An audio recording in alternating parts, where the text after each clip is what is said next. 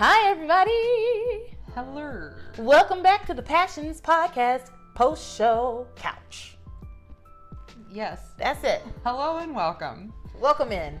Today, for our post-show, we have an email from our listener, Bridget. Yay, Bridget. So, I think we should just jump in, read the email, and then discuss. Yes. All right, great. So this is, I hope they have flu powder in hell. Hey, Queens. It's been a while. Insert my impersonation of the singer from Stained here. Oh. It's been a while. Oh man, that is a throwback. Yeah. I finally caught up on all the episodes of the podcast, and I have some hot takes to share. I know that you are all taking the month off, so feel no pressure to read this email during your break. I just wanted to go ahead and send it while it was fresh in my brain. So this email is from September, and we're now doing it at the end of October. So Bridget says, okay, on to passions. I have to say, the last two episodes that you all have done has been mwah, chef's kiss. I was listening to the newest episode while cooking a pot of soup, and let me confess, it had me cackling like a witch over a fucking cauldron. She's so funny. Back in the day when I was a 7th grader watching Passions, Ethan and Theresa were always my favorite storyline. As I've gotten older and more haggard, I think the magic storyline is now my favorite. What has changed my mind, you may ask? The prom boat. The writers really said, fuck them kids. Fuck them kids. When writing their storylines, and I love it. Most of this email is going to be in reference to the magic storyline, so gird thy loins. I hope y'all were Harry Potter fans back in the day, because there are some striking similarities between these two stories. Let me remind you all that I wasn't allowed to watch Passions because of the evil stuff on it, and I damn sure wasn't allowed to read Harry Potter, blah blah, religious trauma, blah blah. Anyway, do y'all remember when JK got sued by that children's author like a decade ago saying she had plagiarized their work? I imagine JK's butthole clenching super tight and then releasing when she saw the plaintiff was not NBC. The whole necklace pendant thing was giving me big Horcrux vibes the whole time I was listening to this episode. Y'all remember when Ron Weasley wore Slytherin's locket in the Deathly Hallows? The evil inside of the locket caused him to have a roid rage a la Ronnie from Jersey Shore after wearing it for a few hours. That's exactly what happened to Grace after wearing the pendant, only Ron didn't go into a full demon possession. We can't say the same for Ronnie from Jersey Shore, though. Get that man an exorcism stat. Also, Ron and Grace are both like redheads. Oh, fiery redheads have something lurking inside, yes. Yeah. The next striking similarity to Harry Potter that I noticed was Faith appearing to Charity in the fire. What the fuck? Do they have flu powder in hell? I hope so. I can't wait to scare the shit out of some impressionable young teens myself. Speaking of Faith in the fire, what the fuck was that shit about the writers making Charity say, I know that wasn't my mom, but also say, I should do what my mother says, even if it was a demon disguised as her? The fuck? That is so messed up and the wrong message to send to the literal children that were watching the show at the time. The whole honor thy mother and father does not mean that you do whatever your parents say, even when you know it's wrong. That's not following a commandment, sweetie. That's straight up manipulation of a child. They also reinforce this ideology with Ethan and Ivy. Ivy literally says that Ethan will bring down the Crane Empire for her when he ascends the Iron Throne. She is always reminding us that Ethan would do anything for her. It is so disgusting how these kids are treated as pawns in this game rather than real humans with real feelings. That is very true. This is a great email so far. I'm going to pick it up on the next half here. She goes on to say, I did not like those scenes at all, but you know what I did love? The fact that they have made it clear that Grace's powers aren't as pure as Charity's, and I can't help but think that they make it appear that way because Grace has been riding dick for years. I'm sorry.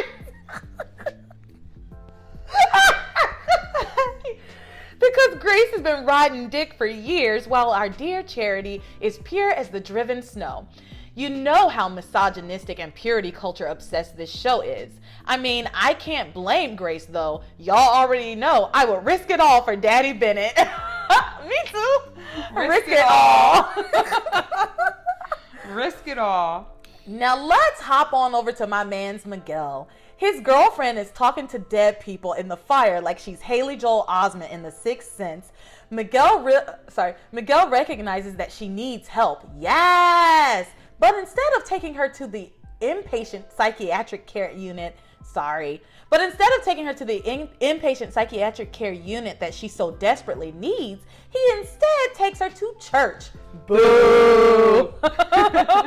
Miguel, you are supposed to be Catholic. Stop acting like the Southern Baptists from my hometown that pray the mental health conditions away instead of getting their kid therapy.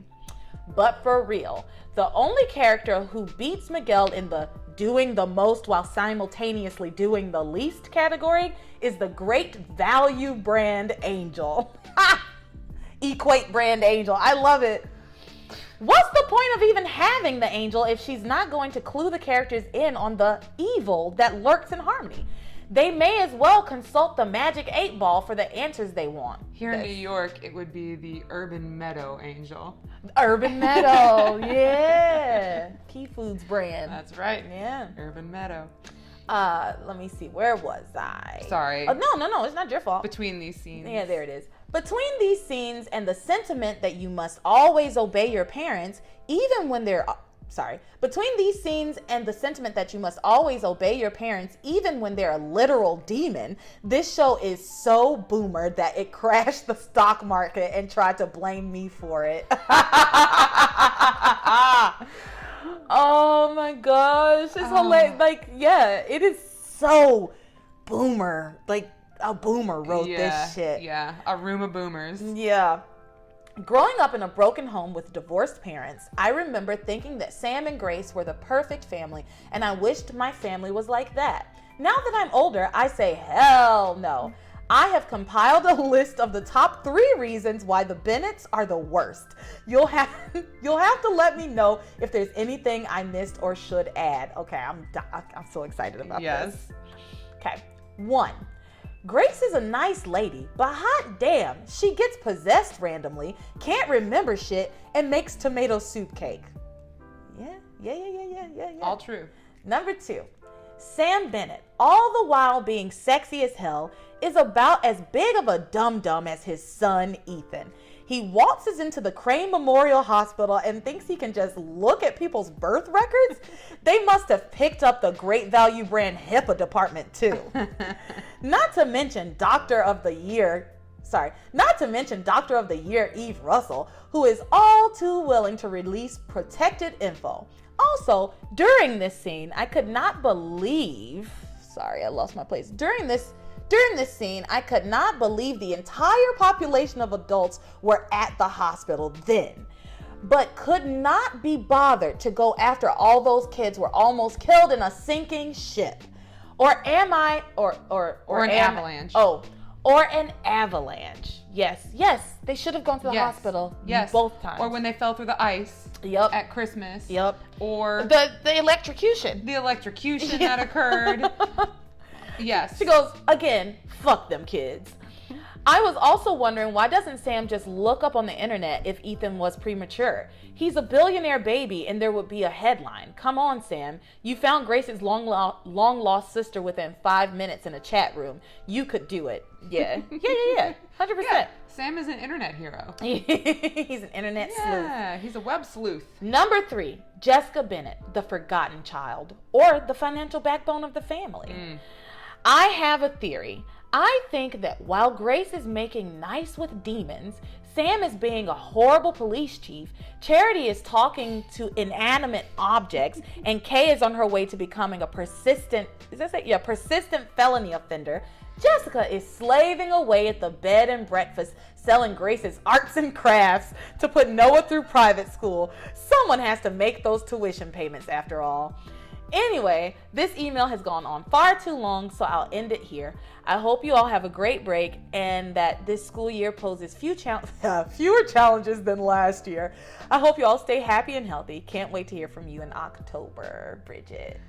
Wow. Bridget, love the email. Love the email. I just want to say really quickly, she says, I hope that the school year poses fewer challenges. Bridget, I quit my fucking job.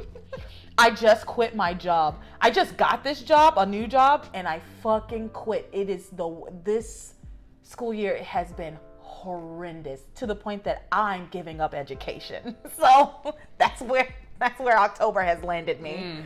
But this was a great email. Great email. So much poisonality. She's so great. She is so great. I can't wait to get to talk to her. These points make lots of sense as well. So, the Harry Potter stuff, yeah, I hadn't really thought about that. Mm-hmm. But yes, big Horcrux vibes. This all makes sense. Like the fire, the flu powder, the Ron and Grace similarities, the fact that they're both redheads, that also might be some stereotype about fiery redheads and about how maybe they both seem so nice. How they don't actually have souls. That whole thing about gingers don't have souls, right? Which we do not believe. No, that's ridiculous. Isn't that a South Park thing? That gingers don't have souls. I don't know where it came from, but it could. I feel like I heard that around the time that South Park was really popular. Mm-hmm. So it could be a South Park thing. I never really watched that much South Park. I've seen South Park's so hit or miss. Some episodes used to be hilarious, and some were just like, this is grotesque. You know? I obviously wasn't allowed to watch No, I wasn't allowed to watch South Park. And I had a hard time sneaking it, too. But it's been going on for like 25 years now. So like, I watched it once. I started watching it once I was in college. Oh, okay. Yeah. No, I never watched the South Park while I was under my parents' roof. No, I've seen like a couple episodes ever, and that was it. Yeah. But anyway, yeah, the Horcrux stuff, the Harry Potter similarities. I of course you weren't allowed to watch Passions or read Harry Potter. That makes sense. Mm-hmm. Sorry, I think that's stupid, but I get it because I grew up in a Catholic house. So I want to say, like, when the whole Harry Potter craze happened, I remember there were a lot of kids who weren't allowed to read Harry Potter. Where I'm from in Tennessee, weren't allowed to read Harry Potter and stuff like that. And my parents have always been a little wishy-washy when it comes to religion. Sometimes they are extremely religious, and sometimes they just can't be bothered to care. Mm-hmm. So at first it was like, we don't believe in witchcraft. This is witchcraft. You can't go, you can't read these books, and you can't go see this movie. And then me and my brother went to see my dad like took us to the movies to see Harry Potter, but he went to see a different movie. He wanted to go see a different movie, and Harry Potter was playing, so it worked out. Yeah, that's funny. I was allowed to read Harry Potter. That wasn't like a thing. But I remember in 6th grade, I think it was 6th grade, one of my teachers was reading aloud to us. Don't ask me why, because we were all 12. I always loved being read aloud to. I hated it because I can read so much faster in my head using my eyes than a person out loud, and it took so much longer. And she said Hermione instead of Hermione. And like, I know we all had trouble until they spelled it out in one of the books that it was Hermione. But like Hermione, like that's clearly wrong. Anyway, it was a Catholic school. I was in Catholic school at that point. Mm-hmm. And I think one of the parents found out that my teacher was reading it and shut that shit down. So like she had to like stop reading it aloud to us. Yeah. Aw. I used to love being read aloud to, although we didn't get read aloud to in middle school. The last time I remember being in school and being read aloud to was in like 4th grade. Yeah, I don't remember like when I was younger. I remember a couple things, but not of being read aloud to. But yeah, it was weird that we're 11 and 12 years old and people are like reading out loud to us. I thought it was really weird. I still really I always enjoyed being read aloud to. My mom would read to us when I was a kid, and I like stories. Mm-hmm. I don't like the act of reading. I don't enjoy the act of reading, but I also have ADHD, which makes it a little bit tough for me sometimes. But I always loved being read to, I still love like podcasts and like hearing a good story. So, which is why we're talking about some things never change. Passion is such a mess. I loved this email. There was the other thing. Oh, the Bennett house. About how awful the Bennetts are. About how the Bennetts are the worst. Justice for Jessica. And yeah, it's funny. At first I liked Grace just because she's like a nice person and everyone else is so fucked up around her. But like, she's irritating me deeply. But also, Grace has a way of grounding all of this nonsense and bringing you back in a sentimental way that nobody else is doing. Yeah. No one else can do, I don't think. Like, and I think that's honestly, that's just the actor. Yeah. Being excellent. Dana, she's great. Grace is, I will add another thing about Grace being a problem, which is that she just is never in the place she needs to be. Grace is a problem. Grace is a problem. She's never in the place she needs to be. She's always just like flitting off when people are trying to talk to her and about important things. Sam tried to tell her about Ivy for a while, and she just kept like, oh, well, I'll talk to you later. He kept saying like, it's kind of important. Yeah. And she didn't make time for him. She was like talking to all these random people. I love that Bridget pointed out that Ethan inherited his wits or lack of from Samuel.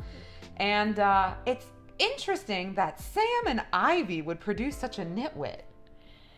Yeah. Because Sam is not good at his job. But he's not good at his job, and I assume neither is Ethan. But Ivy's very smart. Ivy's extremely smart until she isn't.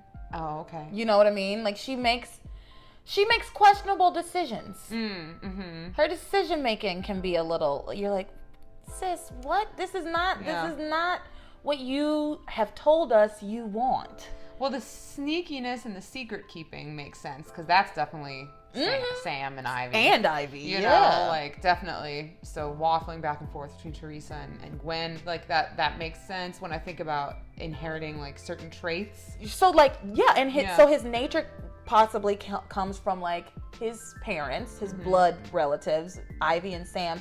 And then he's nurtured by fucking Julian. Yeah. He never had a chance. Yeah, poor guy.